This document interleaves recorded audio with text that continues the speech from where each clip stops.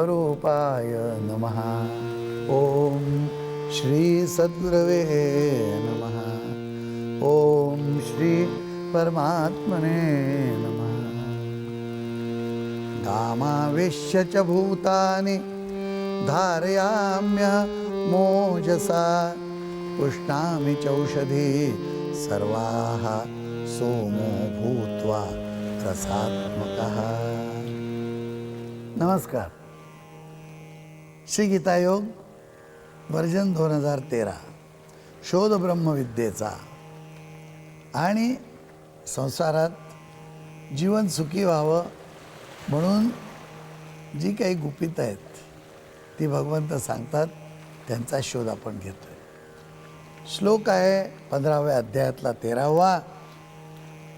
गामाविश्यच भूतानि धारयाम्यहमोजसा पुष्णामि चौषधीः सर्वाः सोमो भूत्वा रसात्मकः.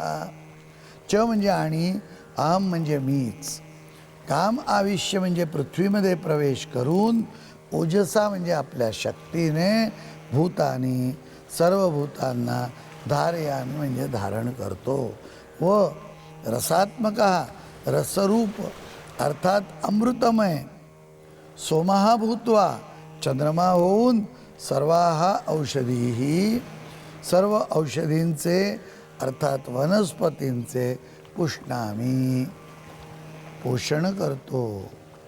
काय गंमत आहे. म्हणजे मला आठवते की MTDCत असताना असं छोटीशी कन्सल्टेशन रूम होती. वरच्या बाजूला बंगले MTDCचे भाड्याने घेतलेले आणि खालच्या बाजूच्या खोलीमध्ये मी राहत असे. आता केव्हा तरी असं मी सकाळी बसलेलो असताना आपला पायजमा घातला होता, काहीतरी अडकवला असेल, झब्बा होता का बंडी होती, आणि तेव्हा मी लाकडाच्या ओंडक्याचे साधे बाग बनवलेले. तुम्ही माझी लाकडाची होतं फॅक्टरी, त्याच्यातनं आणले होते. मध्ये भोग बीक हे ते न चालणारे बनवून टाकले त्याचे बाग. तो एक बाग होता, त्याला रंग मारला असाच हिरवा का काहीतरी.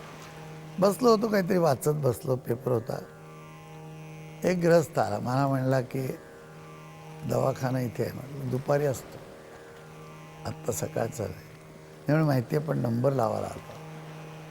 तर म्हटलं नंबर माहिती नाही, आता सकाळी इथे होतं कोणतरी, तुम्ही या दुपारी डायरेक्ट. मला म्हणला तुम्ही इथे राहता का, तुमची ओळख असेल. म्हटलं माझी ओळख आहे. माझा नंबर लवकर लावा ना, मला जरा काम आहे. अगदी आपल्याला आल्या आल्या मला जर 3ला उघडल्या तर म्हटलं ठीक आहे, सांगून पाहतो मी. 5 रुपये काढले खिशात, दिले मला. म्हटलं ठेवा. म्हटलं राहू द्या, पैसे काय करायचे त्याला, एखाद्याची असते अडचण. म्हटलं लोक ओरडाओरडी करतात, नाही तर म्हटलं प्रॉब्लेम काय नसतो. नाही म्हणे तुम्ही मला नंबर लावायचे घ्या 5 रुपये. मलाच 5 रुपये दिले. गेला मग तो. दुपारी आला 3 वाजता. त्याला मी सांगून ठेवलं, म्हटलं असे असे कोण आहे नंबर, त्याला दे पहिलं, आतमध्ये एकदा जाऊ दे. 5 रुपये दिलेत म्हणून नाही, असेल एकाची सोय. समोर आत येऊन खुर्चीवर बसल्यावर त्याचं पाणी विरघळला. तो एकदम मला समोर पाहून की बापरे, ह्यालाच सकाळी 5 रुपये दिले ना, हेच डॉक्टर आहेत. त्याला माहिती नाही ना बालाजी तांबे कोण आहे आणि कसे दिसतात. तेव्हा भगवंतांचा हा डबल रोल चालू आहे की म्हणे मीच आधी काय करतो की पृथ्वीमध्ये प्रवेश करून आपल्या शक्तीने सर्व भूतांना मी धारण करतो. आणि दुपारच्या वेळेला संध्याकाळ रात्र झाली की मी काय करतो, रसरूप अर्थात अमृतमय चंद्रमा होऊन सर्व औषधींचे अर्थात वनस्पतींचे पोषण करतो. ही गंमत पहा.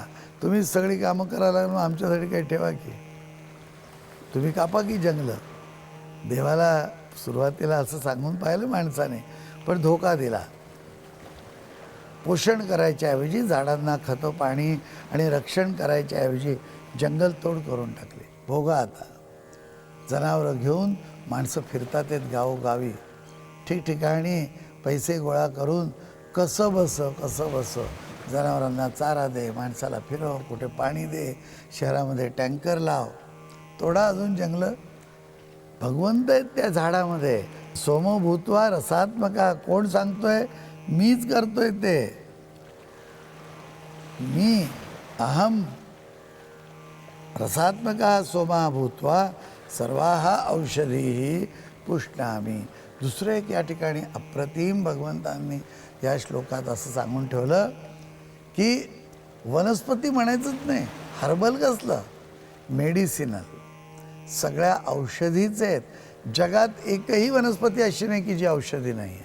मनुष्य मात्राच्या कल्याणाला, त्याचं पोषण करायला, त्याचं रक्षण करायला, त्याचा रोगपरिहार करण्यासाठी सर्व वनस्पती निर्माण झाल्या. आणि ती जी रोगपरिहारक शक्ती आहे ती भगवंत स्वतः रसात्मक होऊन आत जातात. आणि त्या रसामुळे, त्या वनस्पतीत असलेल्या वीर्यामुळे, भगवंतांच्या शक्तीमुळे मनुष्य मात्र निरोगी राहू शकतो, ताकदवर होऊ शकतो. अशा तऱ्हेने भगवंतांनी पृथ्वीमध्ये प्रवेश करून, पृथ्वी म्हणजे काय, शेवटी आपण म्हणतो तसं भूमाता, त्याच्यावरूनच शब्द आला भूमी म्हणजे पृथ्वीच. पुन्हा विश्वंभरा पृथ्वीच. धरित्री जी आम्हा सर्वांना धारण करते. तेव्हा अशा तऱ्हेने वसुधा, पृथ्वीची खूप नाव आहे. आणि मेदिनी, पृथ्वीचे सर्व 2 पोल आहेत, उत्तर दक्षिण ध्रुव, उत्तर ध्रुव दक्षिण ध्रुव. पृथ्वीमुळे पूर्व आणि पश्चिम आहे. सूर्य तर एकच्या जागी, पृथ्वी गोल गोल गोल गोल फिरून ते पूर्व पश्चिम पृथ्वीची 2 टोकं आहेत. पृथ्वीला सर्व तऱ्हेने 2 म्हणजे त्याच्यातलं द्वैत पृथ्वी तयार पहिल्यांदाच करते.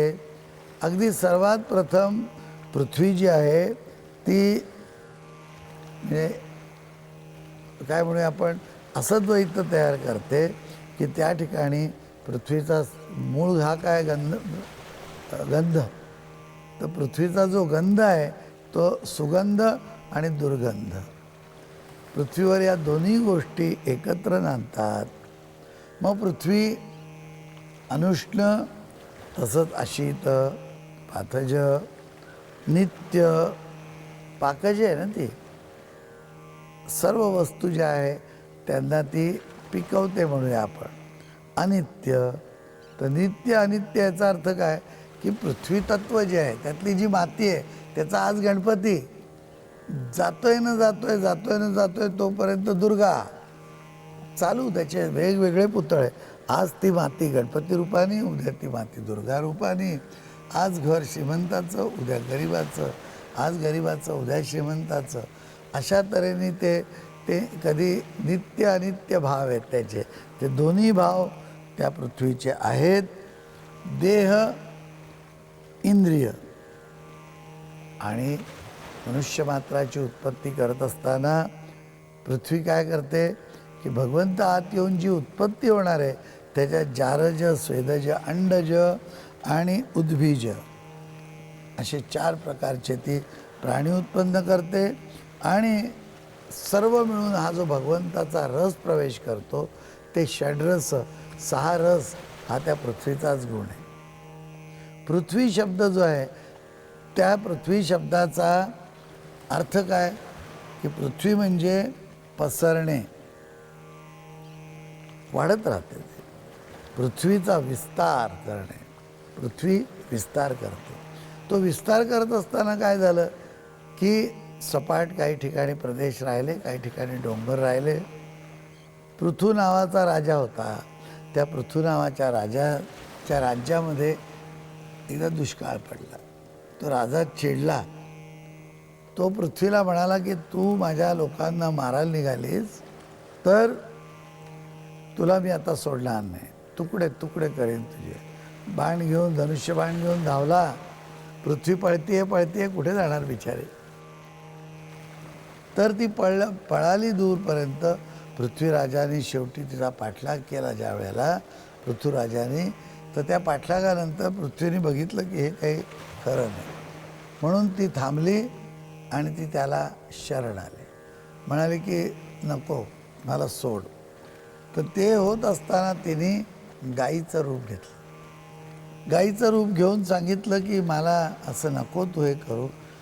तुझ्या माणसांनी प्रजेनी दोहन करायचं सोडून दिलं, तर माझं दोहन करा आणि त्यातून त्यांचं रक्षण होईल, त्यांना दूध अमृता समान आहे ते मिळेल आणि या दुष्काळातून तुम्ही वर याल. आत्ता चाललंय ना तसंच मला वाटतं की आपण काय केलं, दोहन म्हणजे नुसत्या गायी दोहायच्या नव्हेत, सर्व प्रकारे कष्ट करायच्या. शेतकरी ज्या वेळेला नांगर चालवतो आणि जमीन तयार करतो ते जमिनीचं दोहन आहे. अर्थात गाईलाही चांगला चारा खाऊ घालावा लागतो, तसा जमिनीतही चांगलं बीज पेरून चांगलं खत वगैरे द्यावं लागतं आणि मग वाट पाहायची भगवंतांची. पाऊस जेव्हा पडेल तेव्हा त्याबरोबर तो जो काही सोम आहे तो बरोबर पृथ्वीच्या पोटात शिरतो आणि त्यातून अन्नधान्य उपसतं. गोमाता आपण एवढ्यासाठीच म्हणतो, पृथ्वीच येते. संपूर्ण पृथ्वीचे गुण म्हणून 33 कोटी देवता गायीत असतात असं म्हणतात. गाईची सेवा केली म्हणजे गाईचं दूध जवळ असलं, दुसरं काही पाहायची गरज नाही.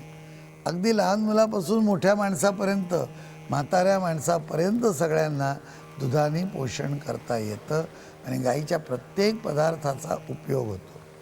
म्हणजे मांस खातात गाईचं हा भाग वेगळा, हा काही उपयोग नाही म्हणायचा. गाय जिवंत राहून तिलाही आनंद, आपल्यालाही ती जिवंत राहण्यासाठी मदत करते, तो उपयोग. तिला मारून खाल्ला हा उपयोग नव्हे. मारल्यावरती गाय राहतच नाही ना, मग तिचा उपयोग कसा होणार झाला असं म्हणायचंच नाही. जिवंतपणे जो उपयोग झाला तोच खरा उपयोग. आणि ही अशी पवित्र गाय भारतीयांनी का ठरवली, याच कारणासाठी. आणि ती काय आहे की इकडे तिकडे फिरते, गवत साधं वाळलेलं खाते आणि मनुष्य मात्राचं पोषण होईल असं अमृत समान दूध त्या माणसाला ती गाय देते. तर त्या गायीने सांगितलं की तुम्ही मेहनत कराल शिका, तुझी प्रजा जी आहे तिला मेहनत करायला नको. तिने जर दोहन केलं तर माझ्या दुधापासून सर्वांना सर्व काही मिळेल. मग काय झालं, वेगवेगळ्या लोकांनी, देवांनी बल मागितलं, असुरांनी माया, पितरांनी वगैरे प्रत्येकजण, मनुष्यानी शेती करून घेतली, राक्षसांनी धान्य वगैरे मागितलं, पर्वतांनी औषधी मागितल्या, रत्न मागितली, असं सर्वांनी काय काय काय त्यातून सर्व काढून घेतलं आणि प्रजा सर्व सुखी झाली आणि त्या राज्यावरती आलेलं संकट टळलं. आणि या पृथ्वीराजाने ही सर्व पृथ्वी जी होती तिला व्यवस्थित दोहन केलं. काही ठिकाणी सपाट वगैरे जागा करून त्या ठिकाणी जनपदं म्हणजे राज्यांची स्थापना केली. आणि अशा तऱ्हेने भगवंत म्हणतात की मीच पृथ्वीमध्ये प्रवेश करून आपल्या शक्तीने सर्व भूतांना धारण करतो. पुढच्या वेळेस पाहू.